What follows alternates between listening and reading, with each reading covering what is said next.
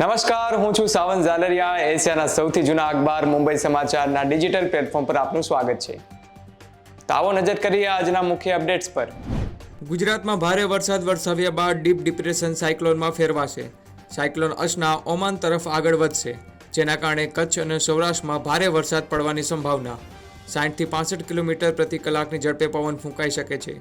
માછીમારોને દરિયો ન ખેડવા સૂચના અપાઈ. વિશ્વામિત્રી નદીની સપાટી ઘટતા વડોદરા શહેરમાંથી પૂરના પાણી ઓસર્યા.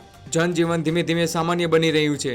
બંધ કરાયેલા તમામ 10 બ્રિજ વાહન વ્યવહાર માટે ફરીથી શરૂ કરવામાં આવ્યા. વીજ પુરવઠો શરૂ કરવા માટે તંત્રની કવાયત. ઓક્ટોબર મહિનામાં ઇસ્લામાબાદમાં યોજાનારી શાંઘાઈ કોઓપરેશન ઓર્ગેનાઇઝેશન સમિટમાં ભાગ લેવા માટે પાકિસ્તાન વિદેશ મંત્રાલયે વડાપ્રધાન નરેન્દ્ર મોદીને આમંત્રણ મોકલ્યું. આજે વડાપ્રધાન નરેન્દ્ર મોદી મહારાષ્ટ્રની મુલાકાતે પાલઘરમાં ₹76,000 કરોડના વાધવાન પોર્ટ પ્રોજેક્ટનો શિલાન્યાસ કરશે.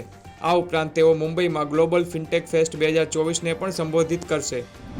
સિંધુદુર્ગમાં છત્રપતિ શિવાજી મહારાજની પ્રતિમા ધરાશાયી થવાના કેસમાં આજે શુક્રવારે પહેલી ધરપકડ કરવામાં આવી. ક્રાઇમ બ્રાન્ચે સવારે 3 વાગે કોલ્હાપુરથી સ્ટ્રક્ચરલ કન્સલ્ટન્ટ ચેતન પાટીલની ધરપકડ કરી. મુંબઈમાં વધુ એક hit and run case. Goregaon વિસ્તારમાં દૂધ વેચવા જઈ રહેલા 24 વર્ષીય યુવકના 2 વ્હીલરને એક એસયુવી કારે ટક્કર મારતા ઘટના સ્થળે જ મોત. પોલીસે કાર ચાલક સગીરની ધરપકડ કરી.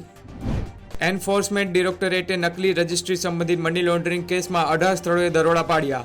રાજધાની દિલ્હી સહિત ઉત્તર પ્રદેશ, ઉત્તરાખંડ, દિલ્હી, પંજાબ અને આસામમાં ઈડીની ટીમ તપાસ માટે પહોંચી.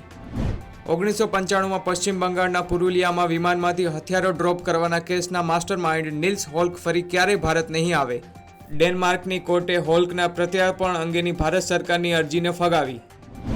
આજે શુક્રવારે ભારતીય શેરબજાર ગ્રીન સિગ્નલમાં ખુલ્યું. બીએસઈ સેન્સેક્સ 502 પોઈન્ટના ઉછાળા સાથે 82,637 પોઈન્ટ પર ખુલ્યો, જ્યારે નિફ્ટી 50 97 પોઈન્ટના વધારા સાથે 25,249 પોઈન્ટ પર ખુલ્યો. પેરિસ પેરાલિમ્પિક્સ 2024ના પહેલા દિવસે ભારતીય એથ્લેટનું શાનદાર પ્રદર્શન.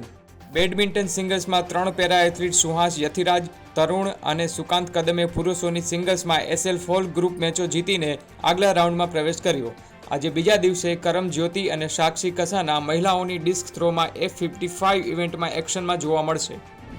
આવા જ રસપ્રદ અને માહિતીસભર સમાચાર મેળવવા માટે મુંબઈ સમાચારના ડિજિટલ પ્લેટફોર્મને ફોલો કરતા રહો.